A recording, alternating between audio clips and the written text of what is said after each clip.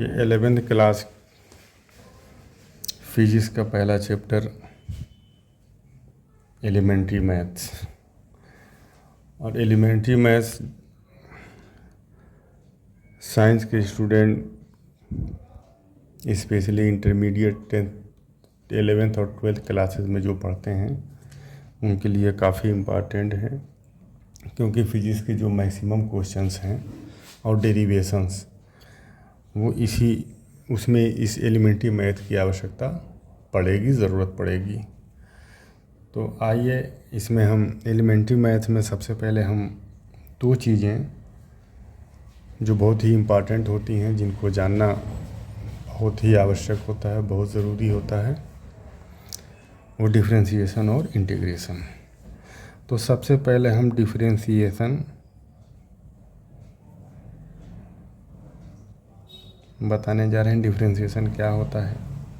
Differentiate का मतलब होता है तोड़ना, छोटे छोटे पार्ट में तोड़ना, और इंटीग्रेट का मतलब होता है उन सभी छोटे छोटे पार्टों को आपस में जोड़ देना।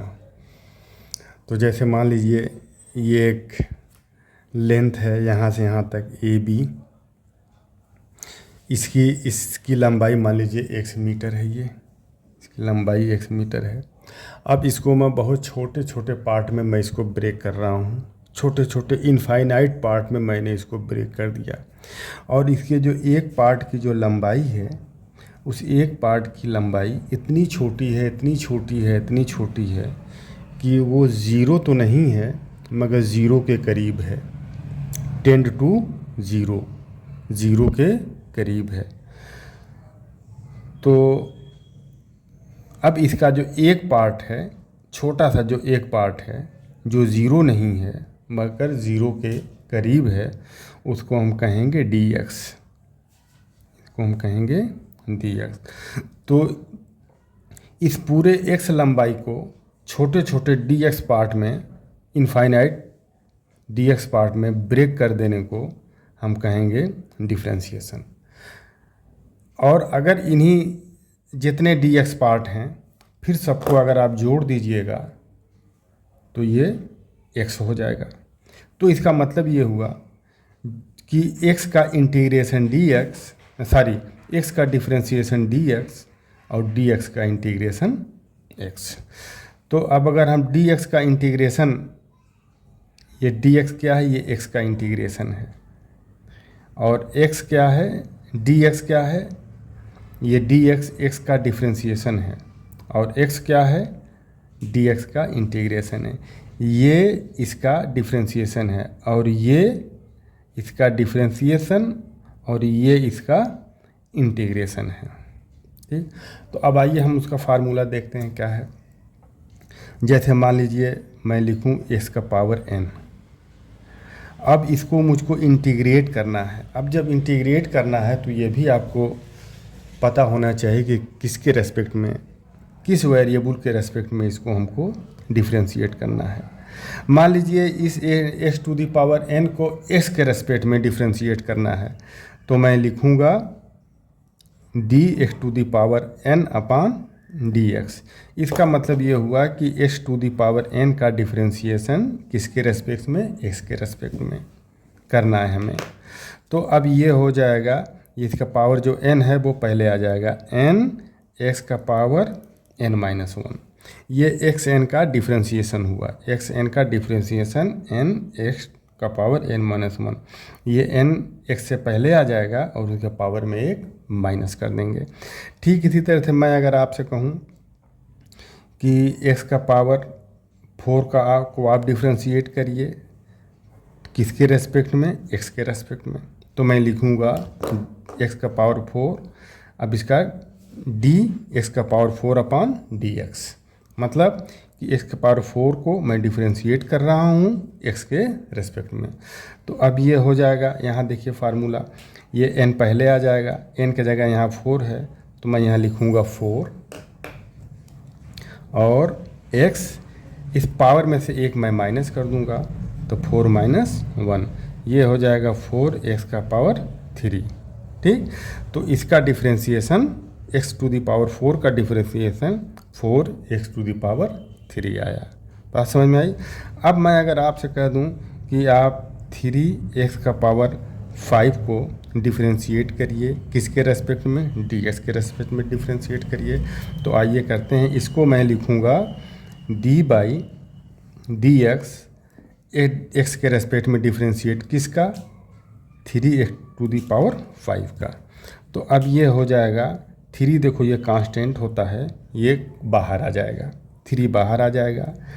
और अब x⁵ का जब मैं डिफरेंशिएट करूँगा तो 5 पहले ले लूँगा और उसके पावर में से 1 माइनस कर दूँगा, उसके पावर में से 1 माइनस कर दूँगा। तो ये हो जाएगा 3 × 5 x⁴। तो ये हो जाएगा 3 5 जा 15 x⁴। ये डिफ्रेंशिएशन आ जाएगा। और अगली बात ये है कि किसी भी कांस्टेंट टर्म का डिफरेंशिएशन 0 होता है।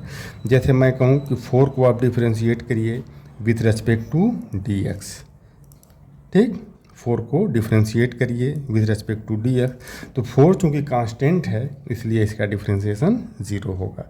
कांस्टेंट टर्म का डिफरेंशिएशन 0 होता है, ठीक। अब ठीक उसी तरह से आप आ जाइए इंटीग्रेशन पर। इंटीग्रेशन का फार्मूला होता है, जैसे मान लीजिए x⁴n को मैं इंटीग्रेट करूँगा, मैं अब इंटीग्रेशन बता रहा हूँ। इंटीग्रेशन इसको मैं किसके रेस्पेक्ट में इंटीग्रेट कर रहा हूँ, x ही के रेस्पेक्ट में मैं इसको इंटीग्रेट कर रहा हूँ। तो इसका फार्मूला होता है x⁴, इसके पावर में 1 ऐड कर देंगे और नीचे वही n+1 लिख देंगे, ठीक। जैसे एग्जांपल देखिए, x⁵ को इंटीग्रेट करना है किसके रेस्पेक्ट में, dx के रेस्पेक्ट में। तो x पावर में 1 ऐड कर देंगे, पावर 5 है इसमें 1 ऐड कर देंगे और नीचे यही चीज़ लिख देंगे 5+1। तो ये हो जाएगा x⁴6/6। ये इंटीग्रेशन हो गया, मतलब ये x⁵ का dx के रेस्पेक्ट में इंटीग्रेशन क्या आ गया, x⁴/6 आ गया, ठीक। अब आइए इसका एप्लीकेशन बताते हैं कि इसके एप्लीकेशन क्या हैं। इसके एप्लीकेशंस क्या हैं। जैसे मैं एक क्वेश्चन लिख रहा हूँ और हम समझ में आ रहा है नहीं, देखो मैं 1 मिनट, x = 2t⁴ है। मान लीजिए ये एक इक्वेशन दिया हुआ है जहाँ x जो है डिस्प्लेसमेंट है, x डिस्प्लेसमेंट है और t जो है ये टाइम है। तो आपको बताना है फाइंड वेलोसिटी एंड एक्सेलरेशन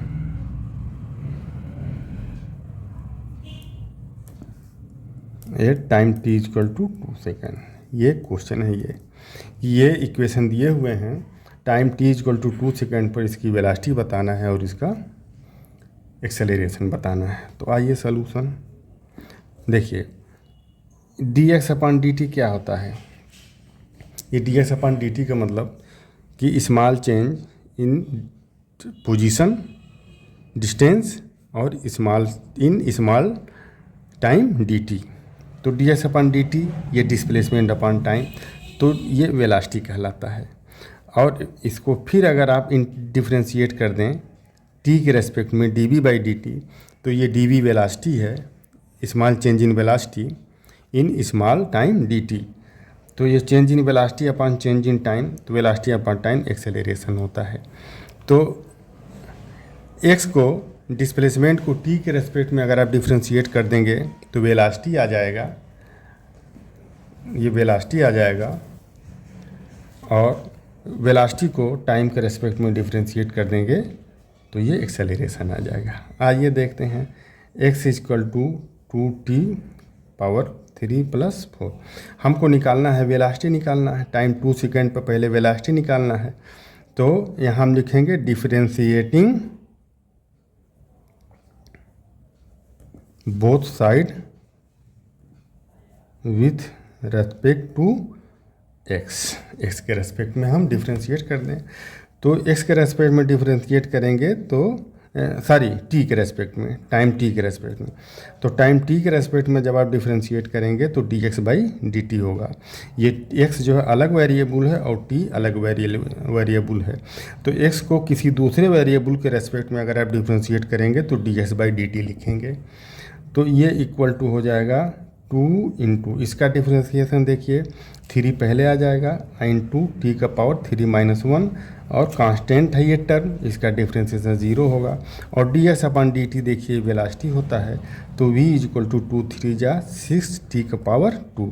अब वेलासिटी हमको t इक्वल टू 2 सेकेंड पर निकालना है, तो at t equal to 2 second, तो वेलासिटी इक्वल टू हो जाएगा 6 इंटू टी की जगह 2 रख देंगे, तो ये वेलासिटी आ जाएगा 6 2 2 जा 4, 6 4 जा 24, तो वेलासिटी इक्वल टू आ जाएगा 24 मीटर पर सेकेंड। 2 सेकेंड पर इसकी वेलासिटी आ गई 24 मीटर पर सेकेंड। अब आपको 2 सेकेंड पर एक्सेलरेशन निकालना है, तो ये इक्वेशन आपके पास है v equal to 6t square. और एक्सेलरेशन निकालने के लिए dv बाई dt निकालना होता है, वेलासिटी को टाइम के रेस्पेक्ट में डिफ्रेंशिएट करना है। तो कर दीजिए differentiating both side with respect to time t।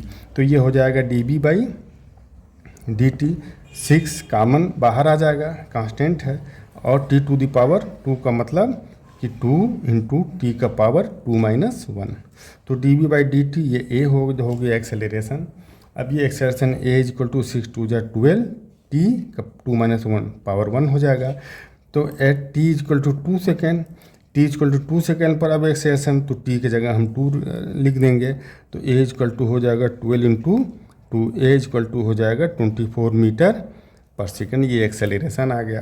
तो एक्सेलरेशन के साथ देखिए ये टाइम लगा हुआ है, एक्सेलरेशन के साथ ये टाइम, तो इसका मतलब कि एक्सेलरेशन डिपेंड कर रहा है टाइम पर। जैसे जैसे टाइम बढ़ता जाएगा एक्सेलरेशन बढ़ता जाएगा। तो इस ए इक्वल टू 12t है, इस टर्म में t आया हुआ है, तो एक्सेलरेशन t पर डिपेंड कर रहा है, टाइम पर डिपेंड कर रहा है। तो इसका मतलब ये हुआ कि एक्सेलरेशन जो है नॉन यूनिफॉर्म है, टाइम के साथ ये इसका एक्सेलरेशन बदल रहा है। अगर इसमें t टर्म अगर नहीं आता तो इसका मतलब ये हुआ कि एक्सेलरेशन टाइम के साथ डिपेंड नहीं कर रहा है, एक्सेलरेशन टाइम के साथ डिपेंड नहीं कर रहा है। तो ये जो एक्सेलरेशन है ये यूनिफॉर्म एक्सेलरेशन नहीं है, ये वेरिएबल एक्सेलरेशन है। क्यों वेरिएबल है कि ये एक्सेलरेशन डिपेंड कर रहा है टाइम पर, और जैसे जैसे टाइम बढ़ता जाएगा एक्सेलरेशन आपका बढ़ता जाएगा। तो ये डिफरेंशिएशन और इंटीग्रेशन के कुछ एप्लीकेशंस थे, और नेक्स्ट वीडियो में फिर इस पर कुछ और क्वेश्चन सॉल्व किए जाएंगे। Thank you.